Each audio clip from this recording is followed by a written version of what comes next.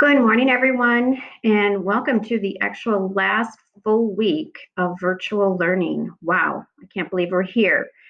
So today we are going to start typing the argumentative draft. I sent this on the learning plan today. This is that rubric.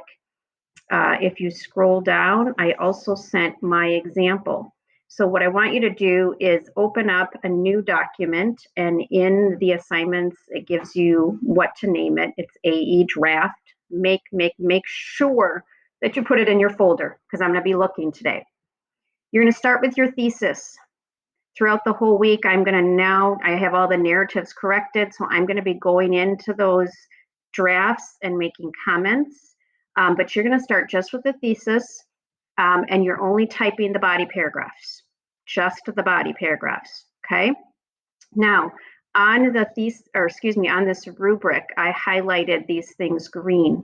It's really important to put these transitions into your paragraphs. So in your book, on page 199 and 233, the 233, this is the one where you will want it for your con, because in your thesis, you're saying, although there are some people, that's why your first con paragraph has to start out with, there are opponents that believe this, or some might argue, whatever, but you have to have one of these at the beginning of your con paragraph.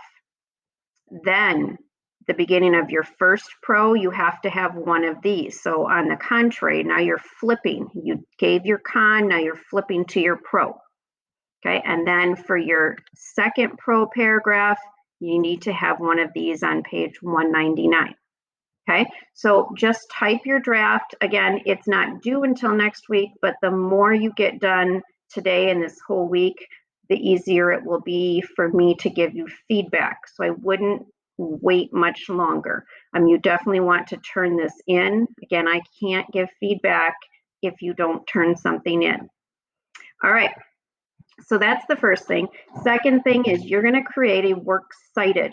Now, with works cited, you're just going to create a new document, call it works cited, and you're going to put it right into that AE folder. I believe it's AE works cited. I apologize. Okay, so I just typed works cited here. So now, if you go back to SIRS, and what you should have done is you should have been saving some of those articles to your drive. So you should have clicked here. Now, if I go to my drive, okay, here's the one about nose jobs. Okay, so if I click on that, whoops, come on. What's going on there? There we go.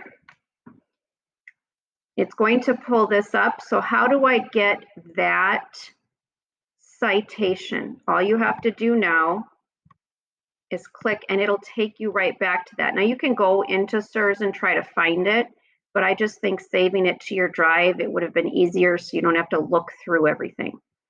Okay, then you just simply go up here. Now this is only if you used a quote from the article.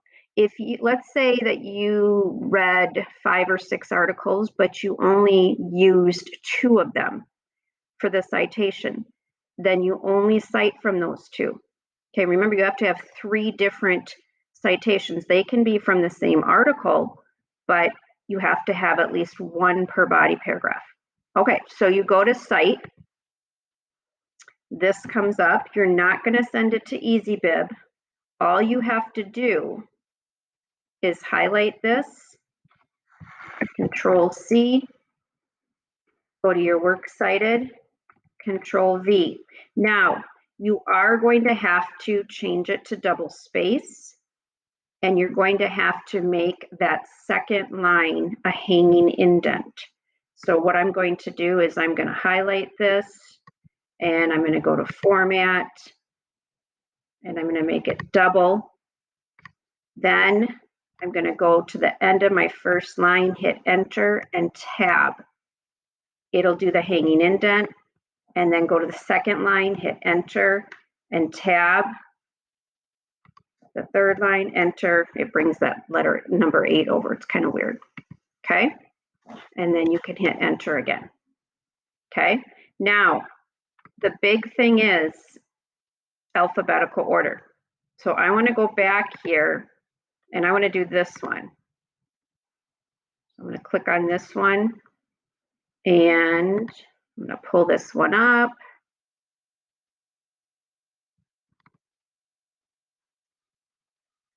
Why does this have to be so difficult for me? There we go. Here we go. Okay, let's say I use this one. So I'm going to cite it. I'm going to copy it. Control C. Go back to my works cited. Control V. Now the only thing is it's going to go there. I'm going to see. There we go. I'm going to bring it back to my left margin. I've got to make it. Oh, that is double space. Okay.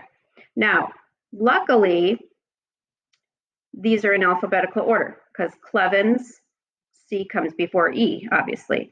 If they weren't, let's just say that this was Addison was the first word. I would have to take this and I would have to move it up here. I mean, that's not going to be the biggest deal in the world, but going forward for junior year in college, you have to have those in alphabetical order.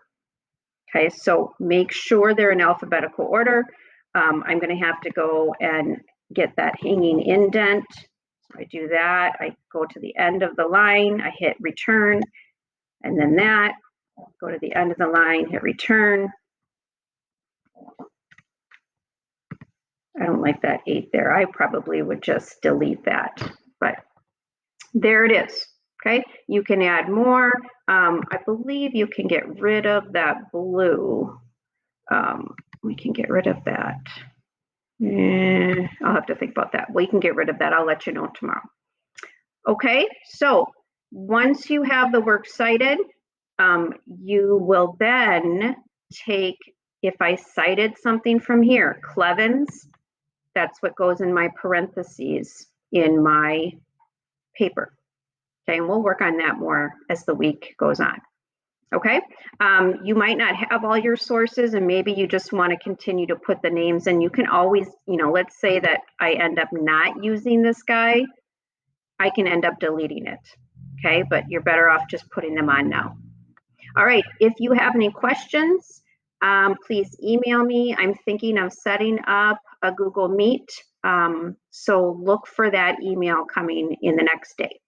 All right, have a fabulous day, everyone. I will talk with you soon. Bye-bye.